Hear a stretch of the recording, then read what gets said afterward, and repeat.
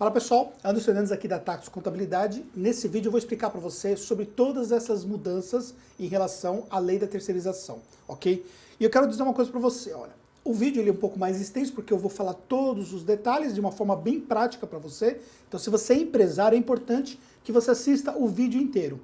Porém, eu vou deixar o vídeo aqui embaixo na descrição em partes, caso você queira somente ali uma parte específica que fala sobre a lei da terceirização, então você vai poder então assistir de forma blocada também, se assim desejar, tá bom? Então aqui na descrição do vídeo aqui no YouTube tem essas informações. Então vamos lá. Primeiro ponto que eu quero citar, sobre a questão do trabalho temporário. O trabalho temporário, ele aumentou para 180 dias, com a possibilidade, inclusive, de ter uma prorrogação de mais 90 dias. Então isso, por exemplo, pode dar um pouco mais de flexibilidade nas relações em relação à contratação do temporário. O ponto alto da mudança na legislação, só lembrando que para que isso possa vigorar, tem que ter a sanção presidencial, o que provavelmente vai acontecer e talvez o momento que você assistir esse vídeo já aconteceu, tá bom? A questão da terceirização das atividades, tanto atividades fim como as atividades meio.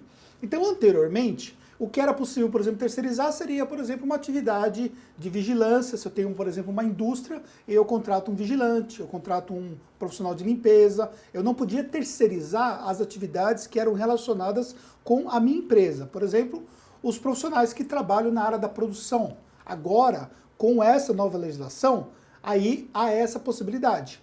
Agora fique atento, porque está se falando muito sobre a questão da perda de direitos, então eu vou falar especificamente sobre esse aspecto da perda de direitos trabalhistas. O que funciona com a mudança? A questão da responsabilidade. A responsabilidade passa a ser subsidiária. Então o que significa a responsabilidade subsidiária? Caso, por exemplo, o terceirizado não pague os direitos trabalhistas ou o funcionário da empresa terceirizada abra uma ação para a empresa que contratou ela, que está fornecendo essa atividade para uma empresa maior, então nesse caso aí, se esse funcionário, por exemplo, não tiver ali condições de receber aquele valor, então a empresa contratante vai responder depois de esgotadas as alternativas desse funcionário, ok? Então não é uma responsabilidade solidária. Na responsabilidade solidária, seria uma responsabilidade onde ambos são responsáveis por aquela obrigação.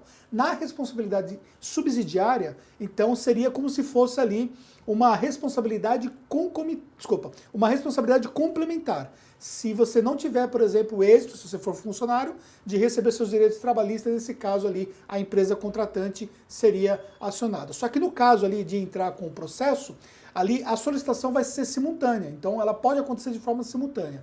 E, inclusive, a empresa que contrata, tá? A empresa contratante, pode responder com seus bens, caso a empresa contratada não tenha bens a responder. Então, o funcionário abriu ação contra a empresa contratada, que é a terceira, e aí essa terceira, depois de esgotado ali a ação, não pagou essa ação, não tem bens, no caso a empresa contratante pode responder com seus bens por conta dessa ação, tá bom? Então isso é uma coisa importante em relação a isso.